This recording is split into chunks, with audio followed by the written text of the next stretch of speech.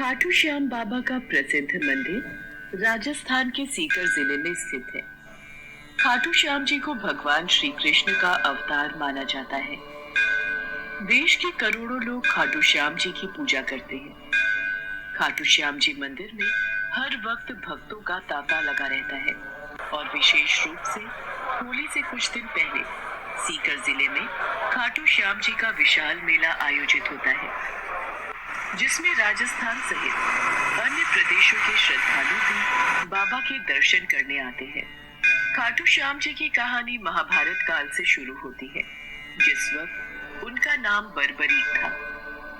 बर्बरीक भीम का पौत्र और घटोत्कच का पुत्र था। बर्बरीक बचपन से ही बहुत वीर योद्धा था। बर्बरीक ने अपनी माँ से युद्ध कला सीखी थी। बर्बरीक देवी शक्ति का बहुत बड़ा भक्त था। एक बार बर्बरीक ने देवी शक्ति की कठोर तपस्या की। बर्बरीक की कठिन तपस्या को देखकर देवी शक्ति वहां प्रकट हुई। आंखें खोलो पुत्र। प्रणाम माते। तुम्हारा कल्याण हो पुत्र। मैं तुम्हारी तपस्या से अति प्रसन्न हूँ। बोलो क्या वरदान चाहिए। माते, आपने मुझे दर्शन देकर कृतार्थ कर दिया। अब तो बस एक ही अभिलाषा है कि आपका आशीर्वाद सदैव मुझ पर बना रहे और मैं अपना संपूर्ण जीवन दीन दुखियों की सहायता में व्यतीत कर सकूं। तथास्तु, तुम सदा दुर्बलों का सहारा बनोगे। मैं तुम्हें ऐसी शक्ति प्रदान करूंगी जो तीनों लोकों में किसी के पास भी नहीं है। पर ज्ञात रहे पुत्र, तुम्हें इन शक्तियों का दुरुपयोग नहीं करना। भगवती शक्ति ने बर्बरीक को 3 दिव्य बाण वरदान स्वरूप दिए। वो बाण अपने लक्ष्य को भेद कर वापस लौट आते थे। इसी वजह से बर्बरीक अजेय हो गया। बर्बरीक अपनी माता के पास पहुंचा और देवी शक्ति के दिए वरदानों के बारे में बताया। माँ, मैं भी कौरव और पांडव के युद्ध में जाना चाहता हूँ। मेरी युद्ध में जाने की बहुत इच्छा है। पुत्र बर्बरीक, मैं जानती हूँ तुम एक महान योद्धा हो, इसलिए मैं तुम्हें रोकूंगी नहीं, पर मुझे वचन दो कि तुम हारे का सहारा बनोगे। तुम युद्ध में हारने वाले की तरफ से लड़ोगे। मैं आपको वचन देता हूँ, मैं हारने वाले की ओर से ही युद्ध करूंगा। अपनी माँ को वचन देकर बर्बरीक नील घोड़े पर सवार होकर 3 बाण लेकर रवाना हो गया। भगवान कृष्ण तो अंतर्यामी है, वो ये सब लीला होते देख रहे थे। भगवान कृष्ण जानते थे कि बर्बरीक केवल हार रही सेना की तरफ से लड़ेगा, और वो ये भी जानते थे कि कौरवों को भी बर्बरीक के इस वचन के बारे में पता है। बर्बरीक कौरवों का सहयोग कर पांडवों का विनाश कर देगा। इस प्रकार जब वो कौरवों की तरफ से लड़ेगा तो पांडवों की लड़ रही सेना कमजोर हो जाएगी। उसके बाद वो पांडवों की सेना में चला जाएगा।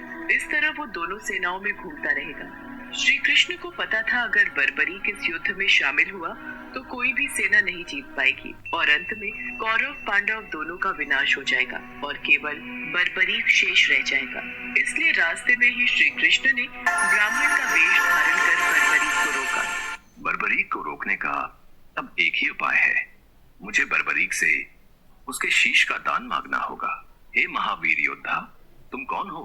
ये कुरुक्षेत्र की रणभूमि है। तुम कौरवों और पांडवों के युद्ध में क्या कर रहे हो? हे ब्राह्मण देव, मैं घटोत्कच का पुत्र बर्बरीक हूँ। मेरा प्रणाम स्वीकार कीजिए। मैं महाभारत के युद्ध में सम्मिलित होने आया हूँ। ऐसा कैसे हो सकता है? तुम मात्र 3 बाण से युद्ध में सम्मिलित होने जा रहे हो? ब्राह्मण देव, ये बाण कोई साधारण बाण नहीं है। इनमें से मात्र एक बाण भी शत्रु सेना को परास्त करने के लिए पर्याप्त है, और ऐसा करने के बाद बाण वापस तरकश में ही लौट आएगा। अच्छा, तो फिर इस पीपल के पेड़ के सभी पत्रों को छेद कर दिखलाओ। बस इतनी सी बात ब्राह्मण देव।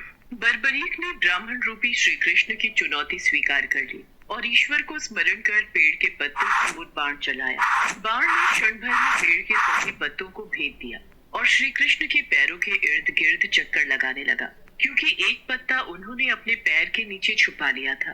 ब्राह्मण राज, अपना पैर यहाँ से हटा लीजिए, वरना ये तीर आपके पैर को भेद देगा। ये तीर बिना लक्ष्य पूरा किए वापस तरकश में नहीं लौटते। बर्बरीक के तीर अचूक हैं, लेकिन अपने निशाने के बारे में खुद बर्बरीक को भी पता नहीं रहता है। असली रणभूमि में अगर मैं सभी पांडव भाइयों को अलग अलग कहीं छिपा भी दूंगा ताकि वो बर्बरीक का शिकार होने से बच जाएं, तब भी बर्बरीक के तीरों से कोई नहीं बच पाएगा। इन अचूक तीरों से कोई नहीं बच सकता है। हे वीर योद्धा, मैं तुम्हारे साहस की सराहना करता हूँ। मैं तुमसे दान स्वरूप कुछ मांगना चाहता हूँ। ब्राह्मण महाराज, यदि मेरे वश में होगा तो मैं आपकी इच्छा स्वरूप दान की अभिलाषा जरूर पूर्ण करूंगा। मैं वचन देता हूँ, आप मुझसे दान में जो भी मांगेंगे मैं आपको मना नहीं करूंगा। मुझे तुम्हारा शीश दान चाहिए, क्या तुम ऐसा कर सकते हो?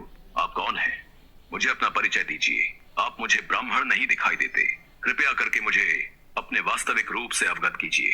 बर्बरीक की प्रार्थना करने पर भगवान कृष्ण अपने रूप में आ जाते हैं। बर्बरीक उन्हें प्रणाम करता है। वासुदेव कृष्ण, आप स्वयं मेरे शीश दान की अभिलाषा हेतु आए हैं। बर्बरीक, युद्ध भूमि की पूजा के लिए एक वीरवर क्षत्रिय के शीश के दान की आवश्यकता होती है और तुम महावीर महायोद्धा हो, अतएव मैं तुमसे शीश दान मांगता हूँ। हे वासुदेव कृष्ण, मैं आपको शीश दान अवश्य दूंगा, पर मेरी दो इच्छाएं हैं। पहली ये कि मेरी देह को आप स्वयं अग्नि देंगे और दूसरी इच्छा ये कि मैं अंत तक इस युद्ध को देखना चाहता हूँ। ऐसा ही होगा वीर शीशदानी बर्बरीक। कलयुग में लोग तुम्हें हारे का सहारा बोलेंगे, तुम्हें श्याम नाम से पुकारेंगे। मेरे नाम से ही तुम्हारी कलयुग में पूजा की जाएगी। कलयुग में खाटू श्याम नाम से तुम्हारी पूजा होगी। फाल्गुन माह की द्वादशी को बर्बरीक ने अपने शीश का दान दिया। बर्बरीक को ब्रह्मा जी का श्राप था कि उनकी मृत्यु पृथ्वी लोक पर भगवान कृष्ण के हाथों ही होगी, तभी वो श्राप मुक्त हो सकता है। बर्बरीक का सिर युद्ध भूमि के समीप ही एक पहाड़ी पर सुशोभित किया गया, जहां से बर्बरीक ने संपूर्ण महाभारत का युद्ध देखा। युद्ध की समाप्ति पर पांडवों में ही आपसी बहस होने लगी कि युद्ध में विजय का श्रेय किसको जाता है। इस पर श्री कृष्ण बोले, तुम सबको आपस में विवाद में पड़ने की कोई आवश्यकता नहीं है। बर्बरीक का शीश संपूर्ण युद्ध का साक्षी है, अतएव उससे बेहतर निर्णायक भला कौन हो सकता है। ठीक है वासुदेव, फिर हम इस निर्णय को जानने के लिए बर्बरीक के पास ही चलते हैं। पौत्र बर्बरीक, तुमने तो युद्ध को बहुत ध्यान से देखा है, क्या तुम बता सकते हो हम सब वीरों में से इस युद्ध को जीतने का श्रेय किसे जाता है? श्री कृष्ण ने ही युद्ध में विजय प्राप्त कराने में सबसे महान कार्य किया है। उनकी शिक्षा, उनकी उपस्थिति, उनकी युद्ध नीति ही निर्णायक थी।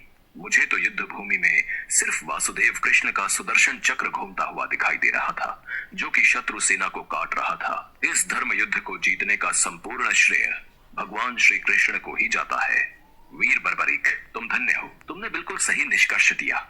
इसके पश्चात सभी पांडव बर्बरीक के निर्णय की सराहना करते हैं और भगवान कृष्ण से क्षमा मांगते हैं, क्योंकि वो जानते थे यदि स्वयं वासुदेव न होते तो ये धर्म युद्ध जीतना असंभव था। धर्म की विजय स्वयं वासुदेव कृष्ण के कारण ही हुई थी। भगवान कृष्ण के आशीर्वाद से बर्बरीक को कलयुग में श्याम नाम से पुकारा जाने लगा। आज भी खाटू श्याम जी महाराज के अनेकों भक्त रोजाना उनके दर्शन करने जाते हैं और उनसे मन वांछित फल की प्राप्ति करते हैं।